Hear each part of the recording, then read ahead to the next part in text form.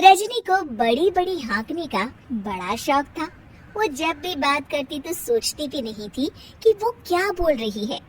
एक दिन रजनी अपनी सास से कहती है, माँ जी आपको पता है, मेरे लिए तो अमेरिका से लेकर लंदन तक के रिश्ते आ रहे थे, लेकिन मैंने तो सोचा शादी करूंगी तो इंडिया में ही करूंगी और कहीं नहीं।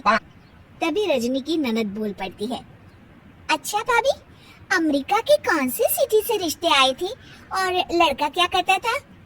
अरे किसी मार्क करके कुछ नाम था, किसी सोशल नेटवर्किंग साइट के लिए काम करता था। भाभी कहीं आप मार्क जुकरबर्ग की तो बात नहीं कर रही हैं? यही नाम था, तुम्हें कैसे पता? ननद मुंह बनाकर कहती है, दरअसल भाभी उन लोगों की गाड़ी हमारे घर के सामने से ही निकली थी और आपके घर का पता पूछ रहे थे। रजनी समझ जाती है कि उसकी बात पकड़ी गई है, लेकिन वो जरा भी परेशान नहीं होती और रॉब से कहती है, हाँ पता है, बहुत बड़ी बड़ी गाड़ियां थी उन लोगों के पास। रजनी ये कहकर वहाँ से निकल जाती है। एक दिन रजनी का पति ऑफिस के लिए तैयार हो रहा होता है और उसे देर हो रही थी। वो रजनी से कहता है, अरे रजनी कहाँ हो, जल्दी से खाना दे दो। अरे रजनी काम में जरा तेजी ला, सारा दिन घर में बैठी रहती है, किसी को ऑफिस जाना है, किसी को कॉलेज, जरा नाश्ता खाना तो वक्त पर तैयार कर दिया कर।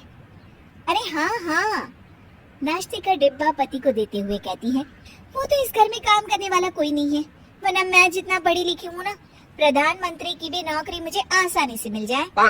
तभी रजनी की ननद फिर उसके मजे लेने के लिए रजनी के पति की तरफ देखकर मुस्कुराती है और रजनी से पूछती है, अच्छा भाभी वैसे कौन सी डिग्री की जरूरत होती है प्रधानमंत्री बनने के लिए, हमें भी तो बता दो। अरे कुछ खास नहीं, बीपीएम या एपीएम। सभी रजनी की तरफ हैरानी से देखकर पूछते हैं, बीपीएम और एपीएम ये क्या है रजनी? रजनी अकड़ कर कहती है, अरे पढ़े लिखे हो तो पता चले ना, बैचलर इन प्रधानमंत्री और मास्टर इन प्रधानमंत्री। अब क्या था, रजनी की ननद और पति मुंह छुपा छुपा कर हंसकर निकल जाते हैं। रजनी समझ नहीं पाती है कि आखिर हुआ क्या। खैर रजनी की ये आदत दिन पर दिन वैसी ही रहती है। एक दिन रजनी अकेली एक पार्टी में जाती है, जहाँ रजनी के रिश्तेदार उसे कहती है, अरे रजनी बहुत सुंदर साड़ी पहन रखी है, बहुत जच रही है तुम पर। अरे भाभी कैसे नहीं जचेगी, पूरे 1.25 लाख की साड़ी है, वो डिजाइनर है ना जे वालिया, उसी के स्टोर से खरीदी है, ओरिजिनल है ओरिजिनल। बस अब क्या था, पूरी पार्टी में ये बात आग की तरह फैल गई कि रजनी की साड़ी 1.25 लाख रुपए की है। तब काकी कहती है, अरे रजनी सुना तुम्हारी साड़ी 1.25 लाख रुपए की है। अरे काकी वो तो मैंने ही कम ही रेट बताया था भाभी को, आप तो जानती है ना कितनी झूठी और जलनखोर है वो। है तो ये साड़ी करीब 2 लाख रुपए की, लेकिन मैंने उन्हें 1.25 लाख ही बताई। हाँ। और रजनी इतनी महंगी साड़ी लेने की क्या जरूरत थी? अरे ये तो कुछ नहीं है काकी, मेरी शादी का लहंगा तो मेरे पापा ने 80 लाख का दिलवाया था, हीरे लगे थे हीरे मेरे लहंगे में। हाँ। भोली भाली काकी के पास खड़ी उनकी बहू बोल पड़ती है, अच्छा रजनी भाभी फिर क्या किया, आपने उन हीरो के गहने बनवा लिए होंगे। चलो माँ, मुझसे तो अब यहाँ खड़ा भी नहीं हुआ जा रहा।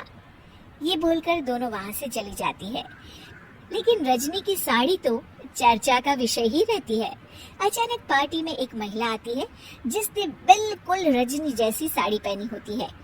सभी उसे देखते हैं और उसके पास जाकर पूछते हैं, अरे सुनीता कैसी हो, बड़ी सुंदर लग रही हो। सभी सुनीता के पास जाते हैं। रजनी भी खड़ी होकर उसे देखती है और अपनी चोरी पकड़ी जाने पर घबरा रही होती है। मैं तो ठीक हूँ, आप लोग सब मेरे पास कोई खास बात क्या? और अब बेटा ये साड़ी तेरी बड़ी प्यारी है, कहाँ से ली और बुरा न मानना कितने की ली? अरे काकी आप तो बड़ी है, आपकी बात का क्या बुरा मानना, ये साड़ी ना चुन्नू वाले से 1500 की ली है।